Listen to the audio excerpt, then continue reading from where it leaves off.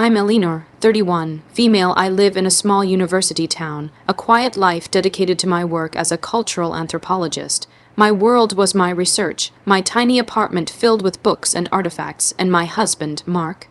I thought my life was a carefully excavated site, stable, understood, and preserved. But a single evening would prove it was built on unstable ground, about to collapse into a sinkhole of casual cruelty, revealing that the people I called family were the ones holding the shovels. Before this story unfolds, I'd love to connect with you. Please let me know in the comments where you're watching from and what time it is in your corner of the world. It's amazing to see how far these stories can travel. The email arrived on a Tuesday. I remember the week afternoon sun slanting through my office window, illuminating the dust motes dancing in the air. For 5 years, I had poured every spare moment of my life into a single research proposal. It was ambitious, I knew that. My work focused on the intricate social rituals of a newly discovered indigenous community in a remote part of the Amazon. Securing funding was notoriously difficult. It was the academic equivalent of finding a needle in a global haystack. The project was everything to me, not just a career move, but the culmination of my life's passion. I wanted to document their traditions before the encroaching modern world erased them forever. The grant from the prestigious Atherton Foundation wasn't just funding, it was a validation of my entire professional existence. It meant a 3-year, fully funded expedition, a book deal, and a secure position at the university. It was the key to my future. I must have read the acceptance email a dozen times before the words sank in. I felt a dizzying wave of euphoria. My hands were shaking as I called my husband, Mark. His reaction was, I thought at the time, appropriately enthusiastic. "That's incredible, Ellie, we have to celebrate," he'd exclaimed. He suggested we announce it at his parents' weekly Sunday dinner. I was hesitant. His family, particularly his mother Susan, had a way of making my accomplishments feel small. Susan was a retired teacher who believed the only culture worth studying was found in European art museums. She often referred to my work as playing in the dirt with savages. But Mark insisted. He said, "They'll have to take you seriously now. A grant this big, they can't belittle that." I let him convince me. Part of me, a naive, hopeful part, wanted him to be right. I craved their approval, or at least a basic level of respect. For years, I had endured Susan's passive-aggressive comments and her husband David's patronizing questions about when I would get a real job. Mark always said I was being too sensitive, that it was just her way. So, I spent the week preparing a small presentation, complete with maps and photos, hoping that if they understood the significance of my work, they might finally understand me. I imagined a moment of connection, of shared pride. I was an anthropologist, after all. My specialty was understanding human behavior, social structures, and family dynamics. It's the ultimate irony that I was about to so catastrophically misread my own. Sunday arrived, and with it, a knot of anxiety in my stomach. We drove to Mark's parents' house, the same suffocatingly pristine suburban home we visited every week. The air inside was always still, smelling faintly of potpourri and disappointment. Susan greeted us at the door with a smile that never quite reached her eyes. "Elinor, how lovely, still digging up old bones," she chirped before turning her full, beaming attention to her son. David grunted a hello from his armchair, eyes glued to a golf tournament on television. Dinner was the usual affair. Bland roast chicken and polite, surface-level conversation. I picked at my food, my nerves making it impossible to eat. Finally, over dessert, a dry lemon cake. Mark cleared his throat. "Mom, Dad," he said, beaming, "Elinor has some incredible news. Why don't you tell them, honey?" This was my cue. I took a deep breath and began. I spoke about the years of research, the competitive nature of the grant, and what it meant for my career. I tried to convey the passion I felt for the project, the importance of preserving the culture I was going to study. As I talked, I noticed Susan and Mark exchanging glances. I faltered for a second, but Mark gave me an encouraging nod, so I pressed on. When I finally announced the name of the foundation and the amount of the grant, there was a moment of silence. "Well," David said, finally looking away from the TV, "that's a lot of money to go camping." Susan, however, put down her fork and clapped her hands together with theatrical delight. "Oh, how wonderful, dear. In fact, we have a little something to celebrate you as well." She winked at Mark. "We thought we'd give you a taste of the jungle you're so excited to get to." With a flourish, she disappeared into the kitchen and returned carrying a large, covered serving dish. She placed it on the table in front of me with a grand gesture. A special dessert just for our little adventurer, she announced. The anticipation in the room was palpable. Mark was grinning from ear to ear. I felt a prickle of unease. Her tone was too sweet, too performative. I lifted the lid. Underneath, nestled on a bed of lettuce, was the most realistic-looking model of a severed human hand I had ever seen. It was gory, with fake blood and protruding bone, but that wasn't the worst part. The worst part was what was wriggling all over it. Live mealworms. My stomach lurched. I have a severe, deep-seated phobia of worms, something Mark knew all too well. I'd had it since childhood, a completely irrational but visceral fear that made my skin crawl and my throat close up. I must have made a sound, a choked gasp, because the room erupted, not in concern, but in roaring laughter. Susan was bent over, tears streaming down her face. David was chuckling, a deep, rumbling sound, and Mark was laughing the hardest of all. He was clutching his stomach, howling with glee as I stared in horror at the writhing dish in front of me.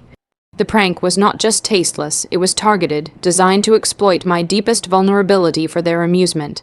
In that moment, the laughter felt like a physical blow. I recoiled from the table, my chair scraping loudly against the floor.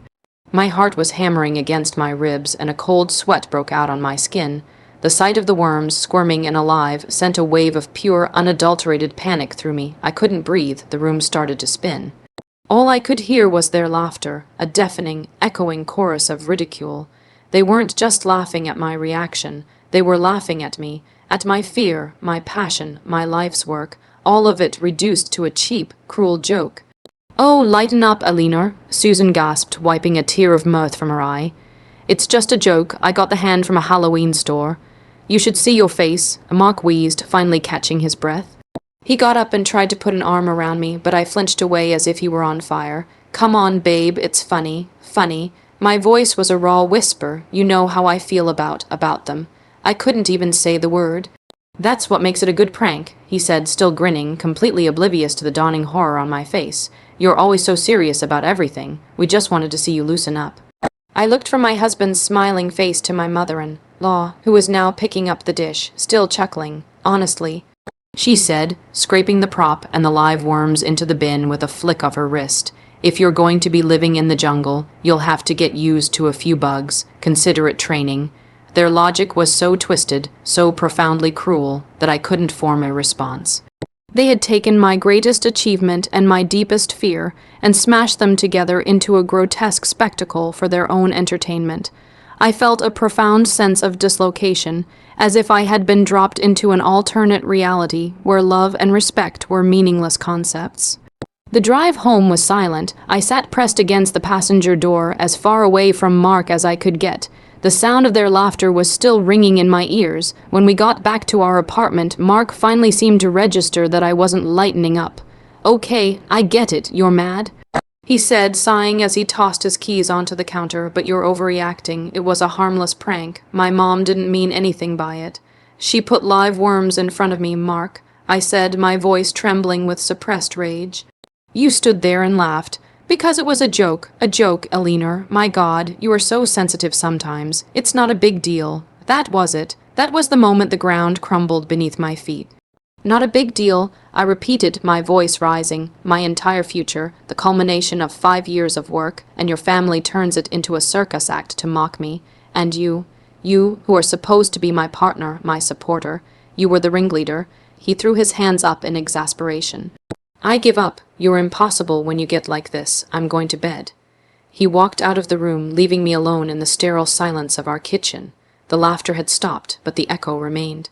It was the echo of betrayal. It wasn't just about the prank anymore. It was about the complete and utter contempt they had for me, and the horrifying realization that my husband was one of them. The next few days were a blur of hollow apologies from Mark. "I'm sorry you were upset, but you have to admit it was a little funny," and a suffocating silence from his parents. I felt like a ghost in my own home. The joy I had felt about the grant had been poisoned, tainted by the memory of their ridicule. I couldn't even look at my research notes without feeling a fresh wave of humiliation. I needed to get away to think. I told Mark I was going to visit my friend, Chloe, for a couple of days. Chloe was a curator at the local history museum, a sharp, empathetic woman who had been my staunchest supporter through years of academic struggles. I knew she would understand. I poured out the whole sordid story in her cozy, cluttered living room, fueled by tea and biscuits. She listened patiently, her expression growing darker with every word.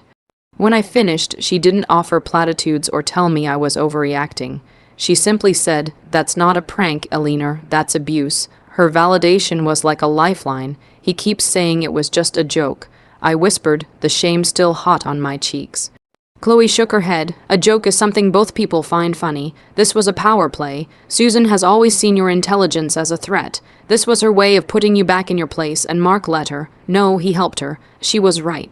As an anthropologist, I studied social hierarchies and power dynamics for a living. How had I been so blind to the ones operating in my own family? Chloe's words unlocked a part of my brain I had kept deliberately shut. I started digging, not into ancient ruins, but into my own past with Mark and his family. I went through old emails, photos, and journal entries, re-examining years of slights and harmless jokes I had brushed off. There was the time Susan accidentally spilled red wine on the research paper I was presenting the next day. The time David joked to my department head that my fieldwork was just an excuse for a vacation. The time Mark told his friends a deeply personal story about my childhood fear, framing it as a hilarious anecdote. Each incident, viewed in isolation, had seemed minor, but together they formed a disturbing pattern, a systematic campaign to undermine my confidence and trivialize my career. They weren't just unsupportive, they were actively hostile. The most damning piece of evidence came from an old, forgotten tablet of Mark's that I found in a drawer. It wasn't password protected. His message history was still there. I scrolled back, my hands shaking, until I found what I was looking for. The text exchange between him and his mother from the week before the dinner. Susan, asterisk, got the perfect idea to celebrate Eleanor's little mud pie project. Halloween store, asterisk Mark, Mom, you're a genius. Halloween store, asterisk Mark, Mom, you're a genius. She's going to lose her mind. Make sure you get the live bait. Susan, already ordered. Can't wait to see the look on her face. So serious all the time. Mark, this will be legendary. She needs to be taken down a peg or two anyway, getting a bit of a big head with this grant thing. Taken down a peg or two. The words hit me with the force of a physical blow. It wasn't a misguided attempt at humor. It was malicious. It was premeditated. My husband, the man I had built a life with, the man I had trusted with my dreams and my vulnerabilities, had actively conspired with his mother to humiliate me at the moment of my greatest triumph. The foundation of my marriage wasn't just cracked. It was a pile of dust. The sadness I had been feeling curdled into something else, something cold and hard and sharp. It was rage, and with it came a sudden, chilling clarity. They thought my work was a joke. They thought I was a joke. It was time to show them what an anthropologist could really do. My grief was quickly replaced by a cold, methodical focus. I was a researcher, a planner. My work involved observing social structures, understanding their rules, both spoken and unspoken, and identifying their pressure points. I would now apply that same skill set to Mark's family. Their power structure was built on a carefully constructed public image, the perfect, respectable, all-American family, held together by Susan's iron will and David's quiet complicity. My revenge would not be a screaming match or a dramatic exit. It would be a precise, academic dismantling of that facade. My first step was to play the part they had assigned me. I went home and apologized to Mark. I told him he was right, that I had been too sensitive and had overreacted. The relief on his face was sickening. He pulled me into a hug, telling me how glad he was that I was being reasonable. He was so arrogant, so certain of his control, that he never suspected a thing. For the next few weeks, I was the model wife and daughter-in-law. I was demure, agreeable, and never, ever mentioned my work. I let them believe they had won, that they had successfully put me back in my box.